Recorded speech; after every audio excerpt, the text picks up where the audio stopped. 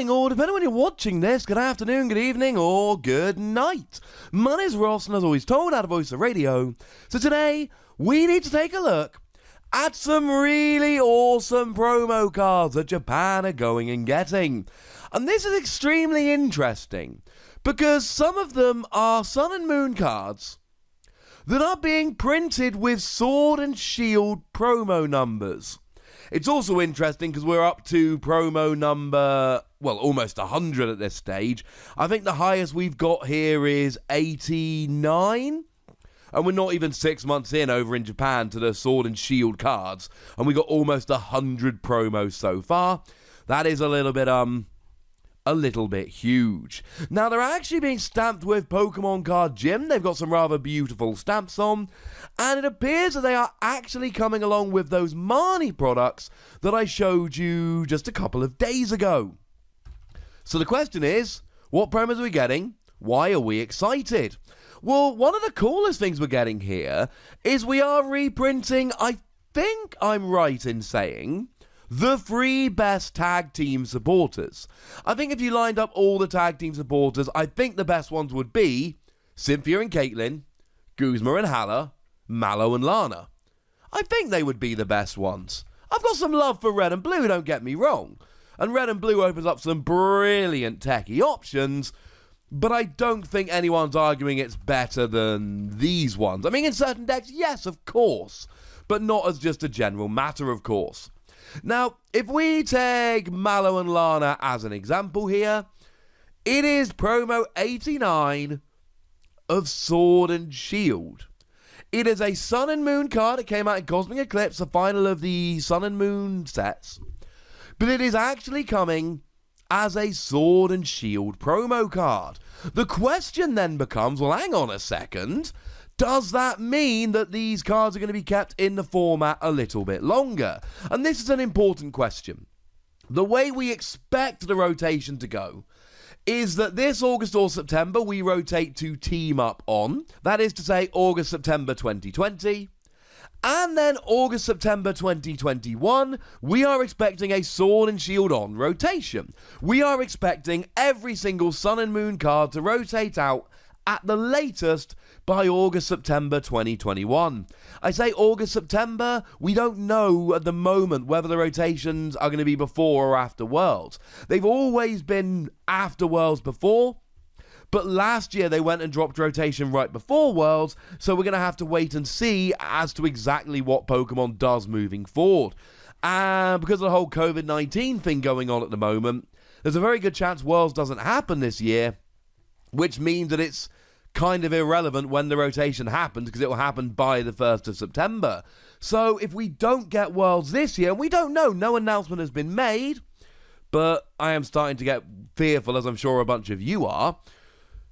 If we don't have Worlds this year, that's not going to give us a clue as to what they'll do next year. Now, here's the other important thing. We've got these numbers at the moment, and these promos are being printed with the letter C. I said numbers, I meant letters. Now, this has been used in Japan to denote rotation up to now. And essentially, in August, September, Japan is going to go to C on, and then next year they're going to go to D on, D being the start of the Sword and Shield block. That is to say, these might not be kept in the format longer because of that, which is very upsetting. And a similar thing happened over in Japan. It's the reason they don't have Lily at the moment. We still have Lily because of the reprint in Ultra Prism, but over in Japan, Lily, when it was printed in Sun and Moon, got an A. And then when it was reprinted in Ultra Prism, it got an A. Oh. Yeah, so Lily didn't actually get kept in the format by Ultra Prism for Japan in the same way that it actually did for us, and that's a little bit upsetting.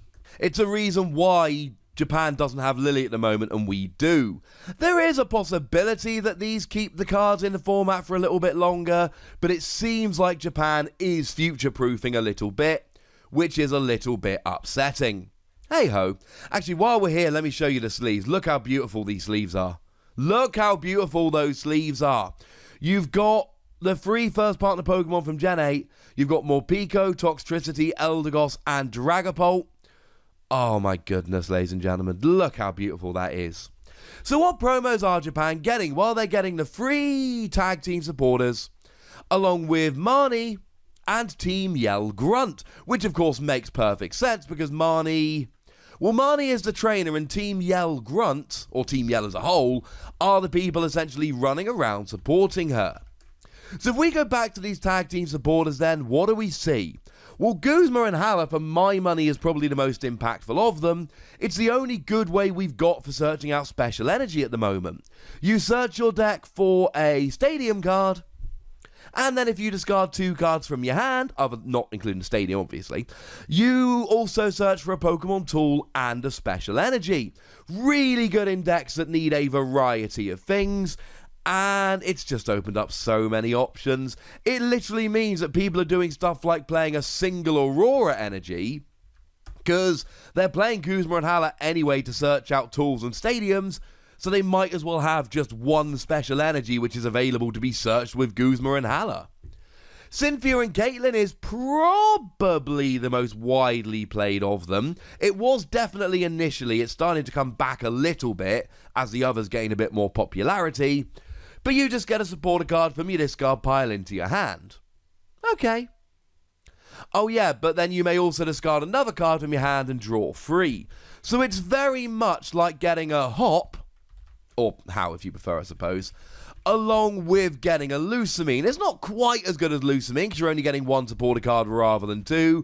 And it's arguably not as good as Hop and How because you've got to discard a card in order to draw 3. But who really cares? It's doing both at once, and that's awesome. As for Mallow and Lana really has been the saviour of so many tag team Pokemon. And then as we go forward into this format, VMAXs. Pokemon that give up multiple prizes, but have gigantic HP. So in comes Mallow and Lana and goes, it's alright boys, don't worry about it. I'll let you switch to the bench and also let you heal 120 damage, as long as you discard 2 other cards from hand. And we can heal 120 damage with Hyper Potion, but you got to discard 2 energy attached to the Pokemon in order to do so. Switching to the bench, so that you're getting out of trouble, while healing 120, I cannot be the only one that thinks that sounds pretty gosh darned good. Now, in terms of the non-tag team supporters, we've got Marnie and we've got Team Yell Grunt. Now, Marnie doesn't really need much analysis as to whether it's good, because it is good. Marnie's like a better Judge, and Judge saw a huge amount of play. Both players shuffle their hand into their deck. No, that's a bad thing. You'll get DQ'd for that. Shuffle their hand and put it on the bottom of their deck. You draw 5 cards, your opponent draws 4. So like Judge, it'll put your opponent down to a 4-card hand, but you at least get to get an extra card from it, and that's kind of lovely. It's one of the staple supporters at the moment. I mean, the big 3 supporters right now really are Cynthia for Shuffle Draw, Professor Magnolia for Discard and Draw, and Marnie for a little bit of Disruption and draw. And if you don't think drawing 1 extra card from Judge is big, consider how Cynthia is one of the best cards in the game and has been since the moment it released, and Tate and Liza's a nice little tech, shuffles and gets 5 cards, or can be a switch instead, not both. Marnie is confirmed as awesome. As a side note, because Lily isn't legal in Japan, you do see Marnie seeing a bit more play in Japan than you do over here, in more decks and in greater numbers, because they lose that Lily option. I don't think Lily's in the big 3 if I'm honest with you, but in terms of draw up to X cards in hand, yeah, Lily is the one to go for. As for Team Yell Grunt's a weird one, right? Because Team Yell Grunt, for a long time, people just were underwhelmed, didn't like it at all, and I don't disagree with them. You put an energy card attached to one of your opponent's Pokemon into their hand. It's no Team Flare Grunt that just discarded an energy from the active. And when we've got stuff in the format like Welder and Frostmoth that can just attach extra energy again, it looks like the usefulness is a bit diminished. But we've seen this start to pop up in Japanese decks a little bit more lately since Scoop Up Net was released. Look, I've done a couple of videos about Scoop Up Net recently. Expect to see more videos about Scoop Up Net in the near future. Scoop Up Net's redonk. It lets you pick up one of your non-GX, non-V Pokemon and put it into your hand, discarding all cards attached to it. So what you do is you use it with the Mewtwo from Unbroken Bonds, that when you play it from your hand onto the bench, you put a supporter card from your discard pile on top of your deck.